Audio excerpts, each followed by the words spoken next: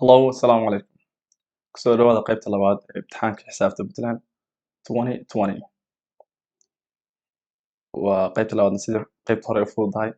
waa su'aalo caadi laga shaqeynaya structured questions. Su-aasha koowaad waxay ku bilaabatay sets ururadii ku bilaabatay. A from the Venn diagrams. Diagramskan lagu siiyey saddexda goob isku dhex jirta. Find the following sets. Ururadan soo socda ka soo saar. Su-aasha koowaad A intersection C intersection B. Saddexda urur xubnaha ay wadaagaan soo saar. Saddexda urur xubnaha ay wadaagaan waa 2. Meesha ay wadaagaan oo kaliya waa 2. 10 ma wadaagaan oo 10 A iyo B baa wadaagtay. 6 na waxa wadaagtay A iyo C. 4 na waxa wadaagtay B iyo C. Marka meesha kaliya ay wadaagaan saddexdooda waxa weeye waa 2. Markaasaan ku qoranaa. Su-aasha ku xigta A union C. A iyo C midowgooda. A iyo C xubnahooda dhan isku keen oo hal urur ka dhig. A iyo C A waa tana C na waa tana. Marka tan ugu yaraan ka bilowno sida doonta u qorkada laakiin tan ugu yaraan ka bilowno 2 4 6 2 4 6 2 4 6 10 14 16 10 14 16. I think that's it. Inta tan filaya. Su-aasha ku xigta C complementary of A union P union C. waxa aanan ku jirin midowga A iyo B iyo C. A iyo B iyo C oo la isku keenay waxa aan ku jirin dash. Labada uu ku qoray ereygan uu ku qoray complementary dashna uu ku qoray. Yaana ku jirin A iyo B iyo C ya banaanka. Waxa ka 18 20. Saddex waa labada xubnood. Element 18 element 20. haddana waxaan la weydiiyey the cardinality of A union P union C. inta xubnood ee ku jirta isku imaatinka A iyo B iyo C intee xubnood baa ku jirta. Right now aan soo tirino yani intaan waxay tilmaamaysaa number of elements laftiga laga rabo inaad taxid laakiin waxaa laga rabaa intay yihiin. hadda waxaa dhahaynaa inta A B C la isku keenay ku jirta waa 1 2 3 4 5 6 7 8 hadaan khaldanayn marka 8 baa dhahayaa. Describe the universal set in words. Universal set ka eray ahaan uu qor muxuu yahay. The set halkan aan ku qorano universal set. Su-aasha E the universal set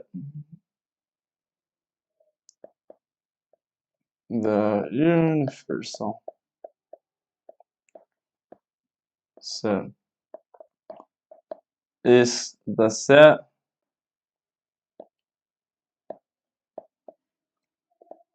which contains all elements. That's it. Inta laga rabo intaas. Universal set waa set ka kooban dhammaan xubnaha xataa kuwa aan A iyo B iyo C ku jirin. Universal set hadda waxaa noo ah square-ka calaamadiisana waa taas. Su-aasha ku xigta simplify. Eeda simplify fudud 4 lagu dhiftay tan caadi aan u qorno. Su-aasha labaad eedeedu aan dhahno 4 lagu dhiftay 3x minus 11 3x minus 11 oo lagu sii daray 10x minus 3 inta fudud simplify baa lagu خلاص inta bracket ka 4 ku dhufo waxay noqonaysaa 12x minus 4 plus 10x minus 3 wixii xuruuf wata isku darada isku gurnaadii kala jar wixii kala israac 12 laga jaray 10x waa 2x labadan kalena labadu minus bay wataan sidaa darteed isku darmayaan calaamad minus ka qaadanayaan minus 7 I think that's it. Su-aasha ku xigta rationalize. hooseeyaha waxaa ka dhigtaa tiro caadi oo aan ku jirin square root aan ku jirin b waxaana la siiyey 14 over root 7 14 over root 7 rationalize baan la yidhi marka see u rationalize garaynaa kor iyo hoos waxaa ku dhufataa rootka tirada hoos taala si aan u baabino root ujeedku waa inaan rootka baabino hoos yaalo root 7 root 7 root 7 14 ku dhufo waa inteedii 14 root 7 labadana isku dhufo waa root 49 root 49 wuu ka baxayaa wuxuu noqonayaa 14 root 7 root 7 loo qaybshay 49 ka baxaysaa 7 bay uga baxaysaa kadib labadaas isku sii jebi ugu dambeynta waxaa soo baxaya jaaba 2 root 7 and that's it that's the answer su'aasha ku sii xogta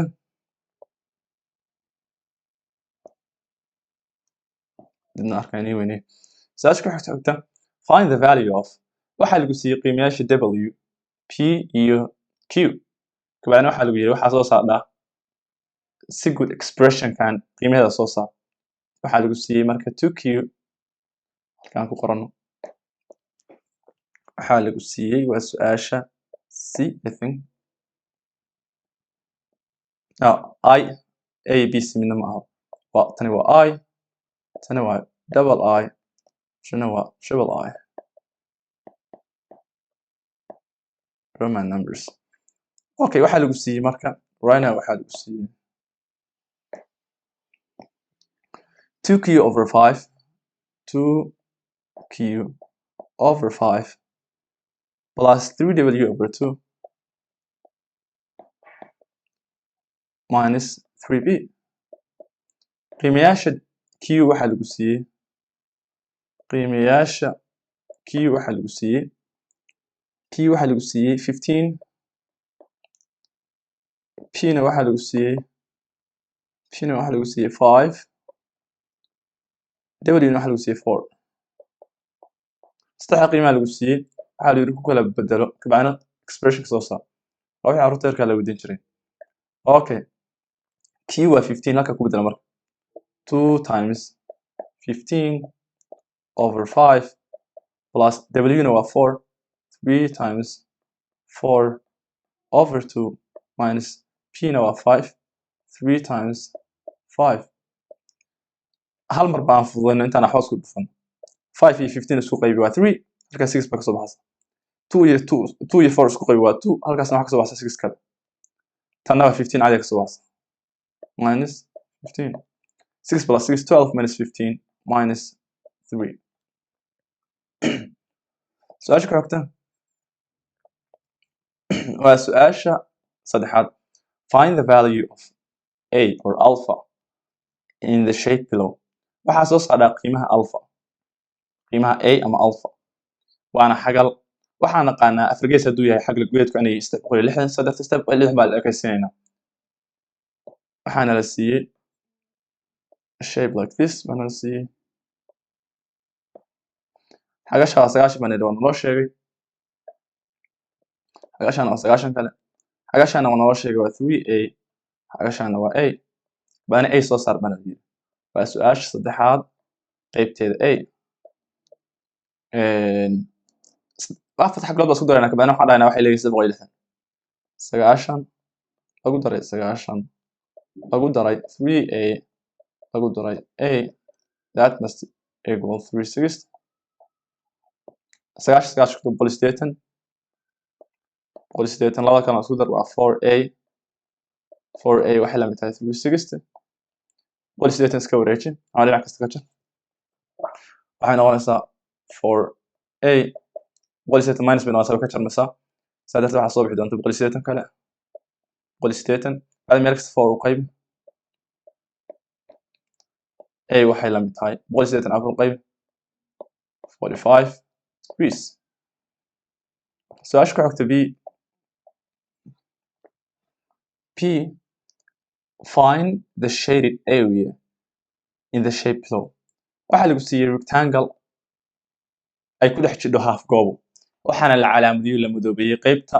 half goobada aan ahayn inta kale kabacdina waxa lagu yiri waxa soo saaraa area inta madow rectangle baa lagu siiyay waxa la dhex geliyay goobo yar baa la dhex geliyay kabacdina waxa lagu yiri area soo saar area qaabada ku xigta waxa weeye area guud ee rectangle kana soo saartay marka koowaad area guud ee rectangle kana soo saartay area guud ee rectangle kabacdina ay ka jidid area half goobada intaas waa soo haraysan area rectangle ka maxay obviously waa la siiyay qiimaashana la siiyay 30 dhinacana waa maxay dhinacana waa 40 waxaan area rectangle ka raadinaa marka koowaad area rectangle area of rectangle aan saas ka dhahno waa 30 lagu dhuftay 40 waxay doontaa ku cabirnaato centimeter ka cabirnaato labada isku dhufo waxa ka soo bixi doona labada isku dhufatid qiyaasha waxa ka soo bixi doona 420 centimeter square kabacdina waxaan raadinaa area of half circle area of half circle waxaan waa magacun baa ka wadaa yani xarf kaliya u qaadan kartaa area of the half circle waxay noqonaysaa iyaduna area circle waa naqaan by r squared tan waa area dhameystiran circle ku dhameystiran hadaba waxa laga rabaa halfkeed waana half hormarsan marka r waa naqaanaa waa radius ka 40 kala barkeedii sidaas waxaan dhahaynaa half times by qiimaheeda aan qaadan doonaa times 7 squared by 3.1415 7 squared na waa taqaanaa 49 then half ku sidifo gudaynta waxa soo bixi doonta waxa ku soo bixi doona 76.966 76.96675 hadaba shaded area aniga waxaan lagu diiday shaded area haraysan shaded area haraysan waa intaas waa rectangle guud oo laga jaray inta kale hadaba waxa la rectangle guud waa maxay rectangle guud waa 420 baa noo soo baxday inta goobada cad oo aan har ku jirna waxa weeye 76.96675 labadaas soo kala jar waxa ku soo bixi doonta ugu dambeynta ay tahay 343.03 343.03 centimeter square shaded area waa intaas area haraysan badkeedu waa intaas su'aasha ku xigta a piece of carpet is 240 centimeters long carpet wuxuu yahay dhererkiisu 240 centimeter masterist wuxuu kala jiraa saddex cad oo ratio ay tahay 1:2:5 hadaba waxa soo saaray cadka ugu gaaban cadka dhexe cadka ugu dheer carpet baan la siiyay su'aal cusub baa soo waa si carpet baan la siiyay dhererkiisu waxa weeye carpetkeena haysano dhererkiisu waa 240 centimeter 240 centimeter wiliis la kala jarjaray wuxuuna u kala jarjaray ratio 1:2:5 ratio marka wadana isla fahanaa ratio macnaheedu waxa weeye 1:2:5 macnaheedu waxa weeye waa saddex cad baa koodii loo kala jaro marka koowaad laakiin intee kale leegleegiin markii 8 loo qaybiyo 8 waxa keenay isku darka saddex aan tiro laba hal lagu daray laba waa saddex lagu daray 5 waxa weeye waa 8 markii 8 cad loo kala qaybiyo carpetkii laba kamid ah laba meelood 8 meelood meel ducad ka dhiga cad kalena wuxuu ka dhigay 8 meelood labo taqriiban daqiiqas cadka ugu dambeeyna waa cadka ugu weyn waa 8 meelood 5 soo hartay hadaba waxaan waa saami hadaba waxaan la weydiiyay maanta cadka ugu gaaban soo saar shortest piece dan saa qoro cadka ugu hooseeya waxaan dhahaynaa waxa weeye saamigu haysto meeqa waa 1/8 jajabku haysto 8 meelood meel buu wuxuu ka yahay tiradii guud waa 240 intaas ku dhufo waxa soo bixi doonta inuu yahay 30 centimeter kaliya middle piece bana la diyaadana cadka dhexe raadi dhererkiisa middle piece waa intii oo kale meeshaan ka dhan hal loo sigay 8 halkaan soo qaadan markii hore hadana waxa qaadana laba meelood 8 meelood laba ku lahaa cadka dhexe tirada guudna waxay ahayd 240 waa dhaxal caadi camal oo kale intaas ku dhufo waxa soo bixi doonta meeqa obviously waa half waa laba laabtii hore saddex 60 baa filayna 60 centimeter 6 centimeter tan ugu dambaysa longest piece cadka ugu dheer waxa dhahaynaa 5 buu lahaa asagu 5 loo sigay 8 بعدين lagu dhuftay 240 inta waxa ka soo bixi doonta 150 centimeter hadaa isku dardartid 150 gan 60 ga ku dartid baana 30 ga ku dartid waxa soo bixi doonta 240kii laga rabay su'aasha ku xigta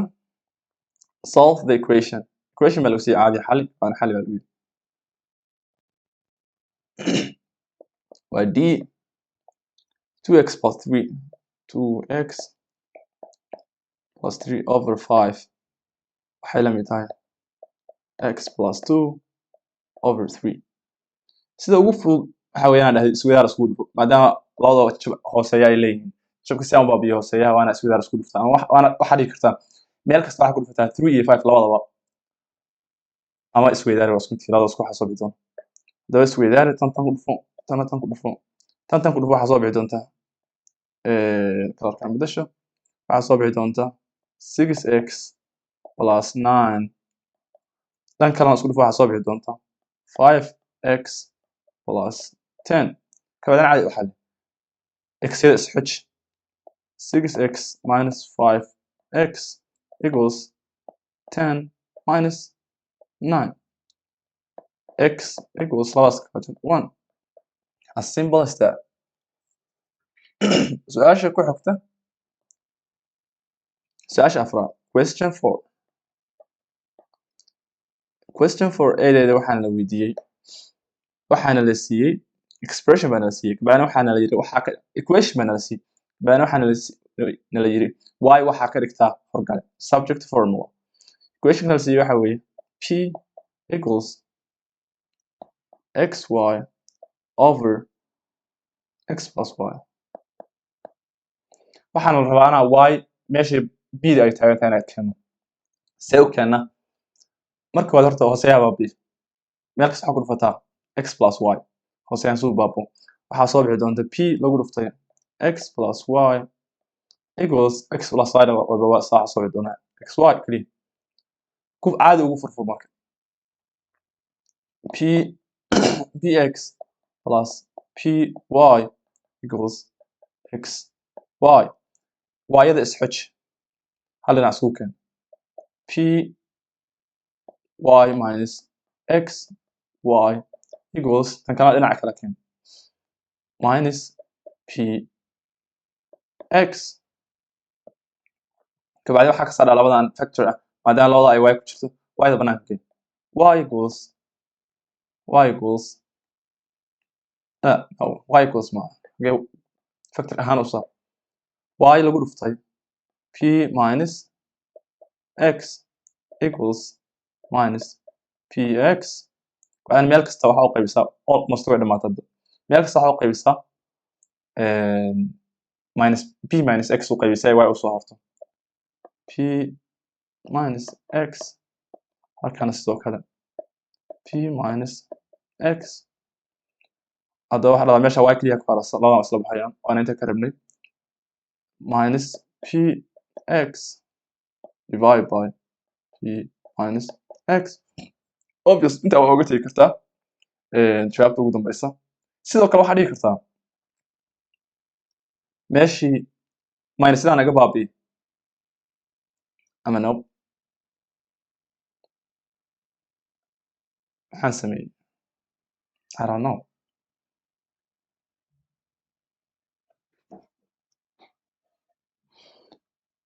minus ziyaada aan warada ku qoran baa soo baxay I don't know where it came from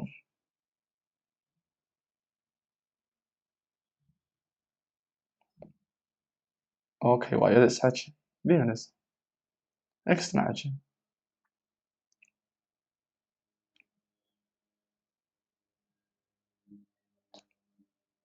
I hope inay sax tahay wax qaldan aysan jirin rag x y kabacdina ka saar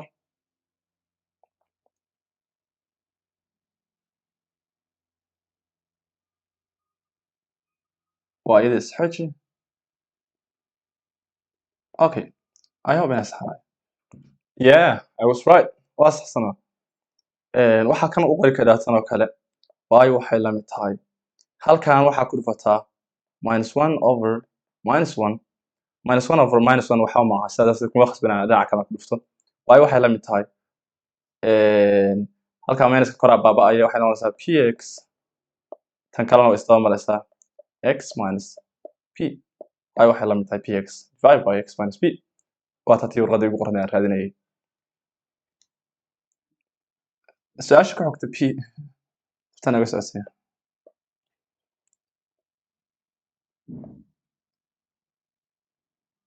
waxaana la siiyey daily baan la siiyey inequality kabacdina waxaana la yidhi xalli waxaana soo saardhaa haddana kabacdina waxaa qortaa solution setkeeda xal urureed miyaa dhahaa xalka qaab urura u qor waxaana la siiyey haddaba 2x plus 3 2x plus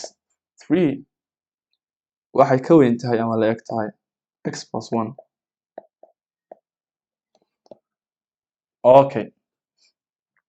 waxaan dhihi karnaa haddaba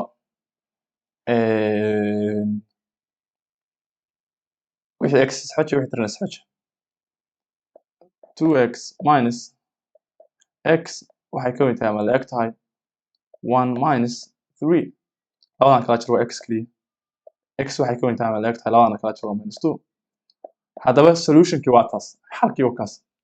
x waxay ka weyn tahay mar kasta ama la eg tahay minus 2 qaab urur ahaana u qor waxaa dhihi kadhaa xalka x waxa weeye waa wixii ka bilaabmada minus 2 ilaa up to infinity ilaa laga gaarayo mala nihaaya yani all real numbers bigger than 2 dhammaan real numbers tirooyinka xaqiiqiga ka weyn minus 2 waxay noqon karaan xal jawaab si darteed intaas wati karnaa qaabsadana waa intaas su-aasha ku xigta isla su-aasha hore waxaan yidhi waxaa ku muujisaa number line ku muuji isla jawaabtani hore number line baan la siiyey su-aashan waxay ahayd p bay ahayd c waxaana la siiyey number line baan la siiyey halkaa 0 ay tahay halkaana ay tahay halkee maynasan jir minus 1 minus 2 minus 3 up to infinity halkaana 1 2 3 up to infinity haddaba waxaan yidhi number line ku muuji number line qaabada ugu muujin jirnay waxa weeye waxaad dul istaagaysaa tirada ay kasoo bilaabato waxaan lahaysaa ilaa meesha kaa jiro falaar baana saarnaa markaan sababto waa infinity godkaana waa buuxinaynaa why is that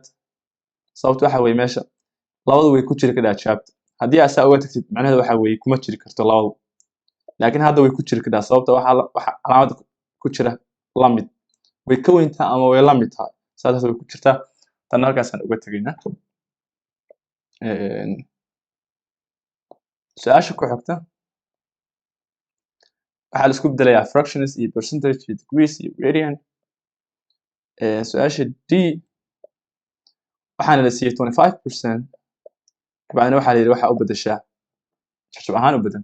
maxaa samaynaysaa qaabadii kale loo qori jiray u qor 25% oo ahayd 25 ka caadi u dhigo calaamada percentage 100 u bedel kabacdina intaas jabi meel kasta 25 u qaybi waa hal halkan 25 u qaybi waa meeqa waa 4 fraction ahaan waa intaas waa rubac 25% wuxuu la mid yahay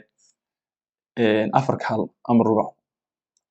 mid kale la siiyey tani waa I double I waxaan la siiyey fraction caadi 1/4 waxa u bedeshaa percentage waxa iska fahmaysaa inay tahay 25% noqon sababta aad ka shaqeynaa laakiin si looga shaqeeyaa waana dhahdaa hoos iyo kor labada waxa ku dhufataa wax hoos 100 gaarsiin kara 100 ya gaarsiin kara 4 25 sadarta kor 25 maxaa soo bixi doona 25 loos dhigay 100 tii cagsiga tii hore meesha 100 ka ahayd waxa bedeli karaa marka hadda calaamad percentage 25% su-aasha ku xigta waxaana la siiyey waxaa u bedeshaa degrees 3 pi over 4 3 pi over 4 degrees u bedel degrees see loogu bedeli jiray waxaa ku dhufataa 180 over pi intaa kaliya ku dhufataa rabta inaad degree u bedesho kabacdina waxay fududaysmaya fududee pi isla tegayaan halkaan 4 u qaybi waa hal halkaan 4 u qaybi how much 45 بعدين 45 waxaa ku dhufataa 3 hooseeya halba ka soo baray iska tegayaan 345 ku dhufo waa I hope 135 degrees 135 degrees su-aasha ku xigta and that's it